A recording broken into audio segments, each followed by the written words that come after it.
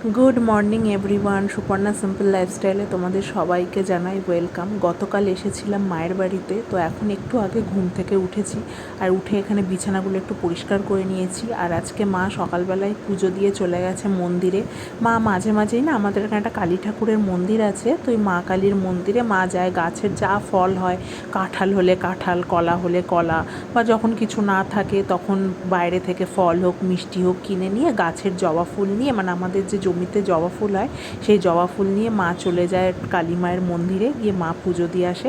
আর এটা আমরা চড়ক মেলা থেকে কিনেছিলাম, যে খাটের নিচে যেটা রয়েছে না ছোটো ছোটো টুল মতো, আসলে আমাদের এই খাটটা না নতুন বানানো হয়েছে। আগের যে খাটটা একদিন হঠাৎ করে না ভেঙে পড়ে যায়, তো অনেক পুরনো খাট, আমার বাবা মায়ের বিয়ের খাট ছিল ওটা।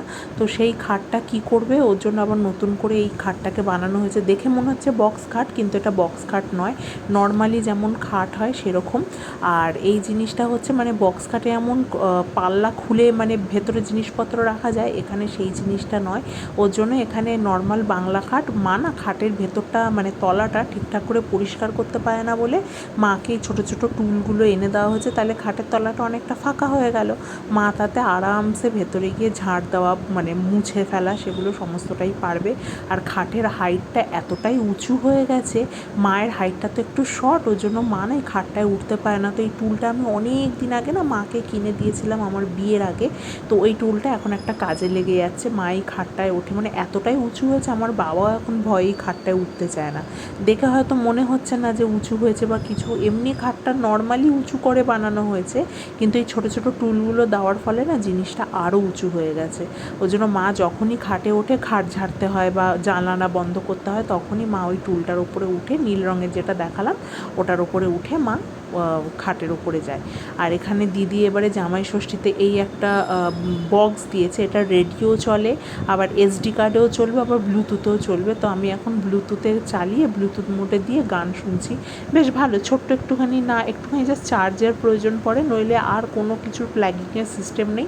তুমি যেখানে যাবে সেই পকেট রেডিওগুলো হয় না, ওরকম পকেট রেডিওর মতো খুব কাজের জিনিস দিয়েছে।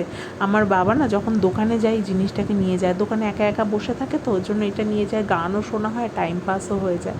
আর আমাদের এই বারান্দাটায় এত পরিমাণে রোদ আসে, আর এই টেবিলটা না কারণ রোদ পড়ে পড়ে পুরো ডিসকালার হয়ে গেছে। ওর জন্য মা এখানে যখনই সকালবেলা করে, কেন পূর্ব দিকটা তো, এই যে এইদিকে আমাদের জানলাটা আছে এটা পূর্ব দিক, আর একদম সকালবেলা রোদটা আসে, ওর জন্য মা টেবিলটাকে তুলে দেয়।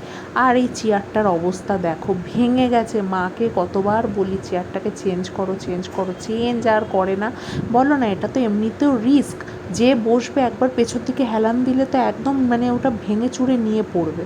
কি বলবো, বললে শোনে না। আর আমি মায়ের বাড়ি গেছিলাম, একটুখানি জবা ফুলও এনেছি, কারণ একটু তেল বানাবো। এখন তো আমি মাথায় তেল বানিয়ে মাখি, অনেক রকম তেল ইউজ করেছি, কিন্তু না সেই চুল পড়া কোনো মতে বন্ধ হচ্ছে না। তো ভাবলাম একটু ঘরোয়া পদ্ধতিতে তেল বানিয়ে দেখি। এর আগেও বিয়ের আগে করতাম, কিন্তু অনেকটা টাইম টেকিংয়ের ব্যাপার, তো ওর জন্য না মানে চট করে আর বানাতে ইচ্ছা করতো না। মনে হতো দূর, মার্কেটে যা পাওয়া যায় তাই দিয়েই শুরু করব। কিন্তু ওই বললাম চুল পড়া কোনো মতে বন্ধ হচ্ছে না, তো ভাবলাম না আবার বিয়ের আগে যেমন করতাম, যে তেল বানিয়ে মাখতাম, সেই জিনিসটাই করি। আর এই যে বলছিলাম না একটু আগে যে আমাদের জমিতে জবা ফুল হয়, এই যে জবা ফুল গাছ, মানে 3টে না 4টে মতো জবা ফুল গাছ আছে। আর এত ফুল হয়, মাকে আর বাইরে থেকে ফুল কিনতে হয় না, মা প্রত্যেক দিনই গাছের ফুল তুলে ঘরের ঠাকুরকে পুজো দিয়ে দেয়। আর এই হচ্ছে আমাদের কলা গাছ, এই যে কলা বনটা দেখছো এটা পুরোটাই কাঁঠালি কলা গাছের বন। আবার ওই দিকে রয়েছে সিঙ্গাপুরি গাছ, কত বড় একটা কাঁদি হয়েছে, এর ভেতরেও আর একটা আছে, দুখানা কাঁদি আছে এখানে। আর কাঁঠালি কলাটা না আমাদের একটু কম হয়, মানে এমনি সিঙ্গাপুরি কলা যত না হয়, কাঁচকলা যত না বেশি হয়, কাঁঠালি কলাটা একটু কমই হয়। তো ওর জন্য আর যখনই হয় বেশ মিষ্টিও হয় কলাগুলো, খেতেও ভালো লাগে। তো ওর জন্য মাকে বলে রেখেছি কাঁঠালি কলা হলেই আমাকে বলবে। আর মা এখানে সকালবেলা আমাকে চিড়ে দই খাওয়াবে, ওর জন্য বাচ্ছে ভালো করে চিড়ে, যাতে পোকা না থাকে, ওর জন্য দেখাচ্ছে যে আঙুলটা দিয়ে এরম এরম করে পোকাগুলো হেঁটে হেঁটে যায়। তো ওই জন্য মাকে আমি একটু সাহায্য করে দিচ্ছি। পোকা তো নেই, ওই চিড়ের মধ্যে যেটুকানি ধান থাকে, ধানের খোল থাকে, সেইগুলোই জাস্ট একটু একটু করে মাকে বলছি, মা ওগুলো বার করে দিচ্ছে। কারণ বয়স হয়েছে তো অত চোখে পড়ে না। আর এদিকে মা টক দইও এনেছে, মিষ্টি দই ভালো লাগে, মিষ্টি দইও এনেছে, আবার মিষ্টিও এনেছে। মানে মেয়ে এসছে, মেয়ের মন পছন্দ মতো খাইয়ে দেবে মেয়েকে। মাকে বললাম একটু বাটি করে টক দই নাও, না উনি আমাকে খাওয়াবে না, উনি মানে উনি নিজে খাবে না, উনি আমাকেই খাওয়াবে। মারা মনে হয় এরকমই হয়, তাই না? টক দই কিন্তু বাড়িতে খায়, কিন্তু আমার সামনে বলছে টক দই আমি খাই না, আমার ভালো লাগে না। ওই যে যদি ভালো লাগে না বলে তাহলে টক দইটা আমি পুরোটা খেয়ে নেবো, আর যদি ওনার ভালো লাগে বলে তাহলে আমি কম খেয়ে ওনাকে বেশিটা দেবো। মনে হয় প্রত্যেকটা মা বাবাই এরকম হয়, যে চায় যে নিজের সন্তানটা একটু ভালো মন্দ খাক, বেশি করে খাক। তো মা এখানে মিষ্টিটা দিয়েছিল, বললাম মা মিষ্টিটা এখন একটু তুলে রাখো, কারণ আগে চিড়ে দইটা খেয়ে নিই, খেয়ে নিয়ে তারপরে মিষ্টিটা খাবো। আর এইদিকে মা মিষ্টি দইটাও দিয়েছে, টক দই দিয়েছে, মিষ্টি দইটা একটু পরে খাবো, টক দই দিয়ে একটু চিনি দিয়ে আগে মাখাবো। মাকে কতবার জোর করছি খাবে না, কিন্তু আমিও তো ছাড়ার মেয়ে নই। আমি যখন খাচ্ছি মাকে খাওয়াবো না, এটা তো হতেই পারে না। তাই জোর করো একটু খাও একটু খাও করে করে মাকে জোর করে খাইয়ে দিচ্ছি, কারণ মা না মিষ্টিটা খুব একটা খায় না, যেহেতু সুগার আছে। তো মাকে টক দই খেতে বললাম, তাও খাবে না। আবার মিষ্টি যাদের দেখবে সুগার থাকে তারা কিন্তু মিষ্টি জিনিসটা খুব পছন্দ করে, ওই জন্য একটুখানি মিষ্টি দই নিয়ে মায়ের মুখে দিয়ে দিয়েছি, খুব একটা বেশি দিইনি, অল্প একটুই মিষ্টি দই দিয়েছি। আর আমাকে তো ওই দিকে চিড়ে দই খাওয়ালো মিষ্টি, আর ওরা রুটি খাবে, রুটি তরকারি করব, তো ওর জন্য ওদের জন্য এখানে আমি রুটি বানিয়ে দিচ্ছি। এবারে যাচ্ছি একটু আমাদের দোকানে, আর দেখতে পাচ্ছ আমাদের গলিটার কি অবস্থা, মানে এটা হচ্ছে মেন রোডের ভেতরে যে গলিটা, সেইটা যত রাজ্যের যত নোংরা কুড়া সব এই গলিটার মধ্যেই ফেলে, প্যাকেট, চিপসের প্যাকেট, কেকের প্যাকেট, বিস্কুটের প্যাকেট, এইসব। তখন মায়ের দোকানে যাচ্ছি, কিছু জিনিস নেব। হ্যাঁ, ফ্রিতে নেবো না, টাকা দিয়েই নেবো, কেননা মা টাকা নেবে না, কিন্তু আমি জোর করে টাকা দিয়েই নেবো, কেননা নেব অনেক কিছু। বললাম না মাথায় তেল বানাবো, ওর জন্য এখানে তেল নিয়েছি, উত্তমের যে নারকেল তেলগুলো হয় সেইগুলো নিয়েছি, দুটো নিয়েছি, তার সাথে আবার দুটো ফ্রি দিয়েছে, ছোট ছোট, ওর সাথেই ফ্রি ছিল। আর এখানে অনেক দিন ধরে না ডাবরের রেড পেস্টটা মাজবো মাজবো ভাবছি দাঁত, কিন্তু ওই যে আমাদের ওই দিকটা অতটা পাওয়া যায় না, সত্যি কথা বলতে খুঁজতে বেরোনোও হয় না, কোথায় খুঁজবো দোকানে দোকানে গিয়ে। আর একটু চিড়েও নিয়ে এসেছি, চিড়ের পোলাও খাবো বলে। একটু শ্যাম্পু নিয়ে এসেছি, কারণ আমি এমনি অন্য শ্যাম্পু মাখি, কেশ কিংটা মাখি, কিন্তু ওই সানসিল্কের কটা পাউচ নিয়ে এসেছি, কারণ সবসময় তো আর মানে কেশ কিং মাখতে পারি না, কারণ ধর তাড়াহুড়ো রয়েছে, আবার কেশ কিং বার করবো, ওর জন্য ঝট করে হাতের সামনে একটা শ্যাম্পুর পাউচ থাকলে তাড়াতাড়ি করে একটু মেখে বেরিয়ে যাওয়া যায়। আর এই যে দুটো বড় বোতলের সাথে ছোট ছোট দুটোই 25 গ্রাম মতো বোতলগুলো ওরম ফ্রি দিয়েছে। তো এখানে এই হচ্ছে আমার আজকের কেনাকাটি, মায়ের দোকান দিয়ে সব টাকা দিয়েই নিয়ে এসেছি। মা কিছুতেই নেবে না, তবুও জোর করে টাকা দিয়ে এসেছি, কারণ ওদেরও তো কিনতে হয়, তাই না? ওরা তো আর ফ্রিতে নিয়ে আসে না কোথাও থেকে।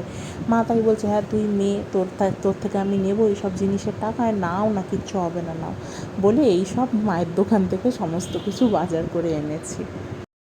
আজকে সকালবেলা যখন এই কলপারে দাঁড়িয়ে ব্রাশ করছিলাম, তখন হঠাৎ করে না কাঁঠাল গাছের ওপরে আমার চোখ পড়েছে। দেখি না একটা কাঁঠালের ওপরে কন্টিনিউ 2-3টে মাছি ভনভন ভনভন করছে।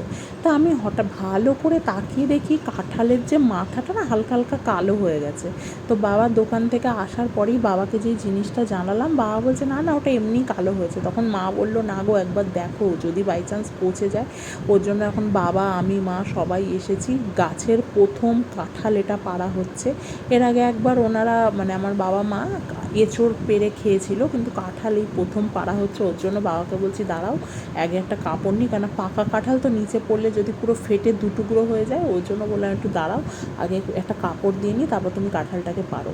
এবার বাবা যতবার চেষ্টা করছে কাঁঠালটাকে নিচে নামানোর, সে কোনো মতে হচ্ছে না। মানে এই যে লাঠির যে আগাটা, ওটা এতটাই লুজ করে বাবা করেছে, কোনো মতে কাঁঠালের মাথাতেও মানে জিনিসটাকে পেঁচাতে পারছে না, মানে হচ্ছে না। যতবারই বাবা করতে যাচ্ছে ততবারই মানে ওটা খুলে যাচ্ছে।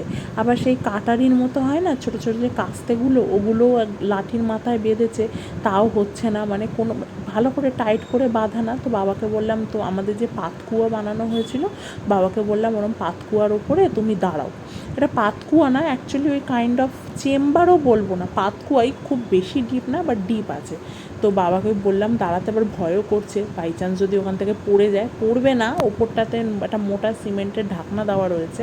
এইদিকে বাবা কাঁঠালটাকে পারছে, দেখা যায়, কারণ ঠাকুর ঠাকুর করে যদি ভালোভাবে কাঁঠালটাকে নামাতে পারি। ওই পড়লো কাঁঠালটা।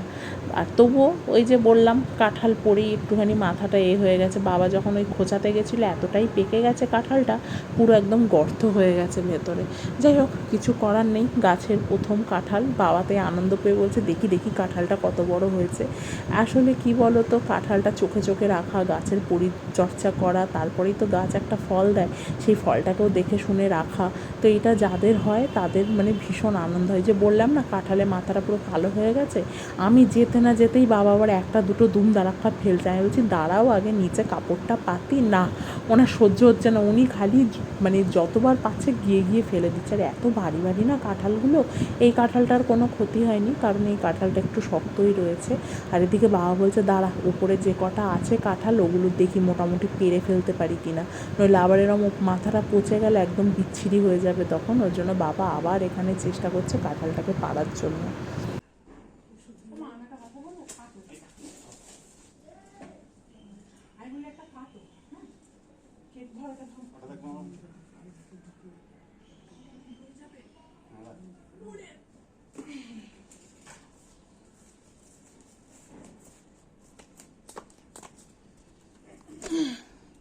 আর কিছু না,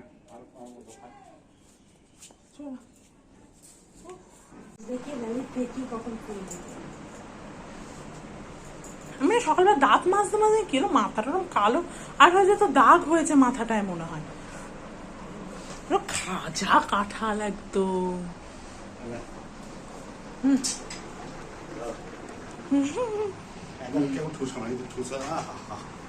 উপরে মাথা ভালো ফেলে দিচ্ছ না না না না, ওই উপরে মাথা থেকে বার করছো, আগিয়ে নিয়ে যাবো। ওটাকে খোলো দেখি কি আছে না আছে, খোলো।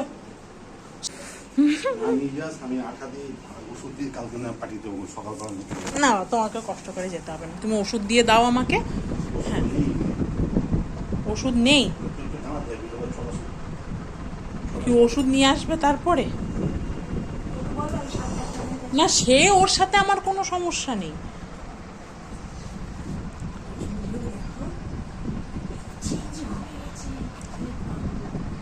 আজকে যেহেতু মাদের বাড়িতে নিরামিষ ছিল, তো কি ভাত ডাল তরকারি খাবো, মাকে বললাম তাহলে একটু লুচি করো। এই বাবার বাড়িই হয় যত রাজ্যের আবদারের জায়গা, তাই না? যখন যেটা খেতে ইচ্ছা করে, উৎপাটাং খাওয়ার খেতে ইচ্ছা করলে বাবার বাড়িতে বললে সেটা একদম পারমিশন রাজি হয়ে যায় যে হ্যাঁ চলো খাও।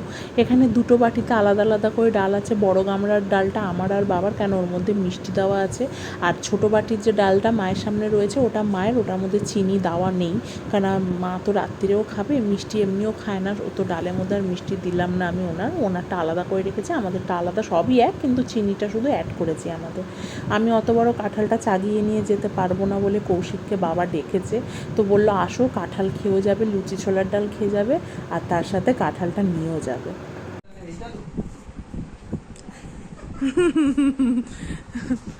না ওটা নিতে গেলে আমি নিজেই নিয়ে যেতে পারতাম। এই বড়টা দিদি মা নিতে বলছে। তোমার বক্তব্য কোনটা কোনটা নেবে? হ্যাঁ মা ওই যে বাবা ওষুধ দিয়ে দিয়েছে এটা।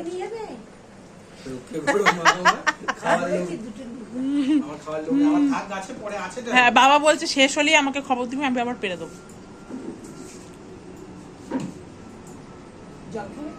না কিছু খাবো না। কি হাসছো কেন, কিছু বলবো বলে? কি হয়েছে বলে? থেকে বাজনা বেশি হয়ে গেছে। ওটা পেকেছিল না এগুলো পেকেছে। কৌশিক কাঁঠাল খেতে এতটাই ভালোবাসে, মা ওকে লুচি ছোলার ডাল অফার করলেও খাবে না, ও বলছে না আমাকে কাঁঠাল দাও, আমি কাঁঠালই খাবো। ওর কাঁঠাল ভীষণ ভালোবাসে, আবার আমার শাশুড়ি মাও ভীষণ ভালোবাসে, আমার বাবা ভালোবাসে, আমার মাও ভালোবাসে, শুধু আমিই ভালোবাসি না। আমার দিদিও কাঁঠাল খুব ভালোবাসে। আমার না কাঁঠালের গন্ধটাই যেন কীরকম লাগে। আমার আবার আম ভীষণ প্রিয়।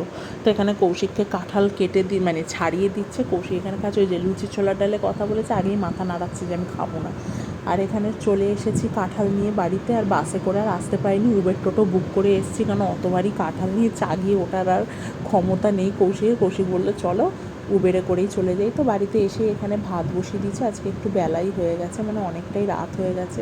আর কাঁঠালটা যে নিয়ে এসেছি সেই কাঁঠালটাকে আমি এখানে একটা প্লাস্টিকের মধ্যে মুড়ে রেখে দিয়েছি। বাবা বলেছিল যে যদি চটের বস্তা হয় তাহলে ভালো হয়, কিন্তু চটের বস্তা তো আমাদের নেই, ওর জন্য এই যে প্লাস্টিক না, এটা কীরকম টাইপের একটা চালের বস্তা, ওই চালের বস্তার মধ্যে মুড়িয়ে রেখেছি।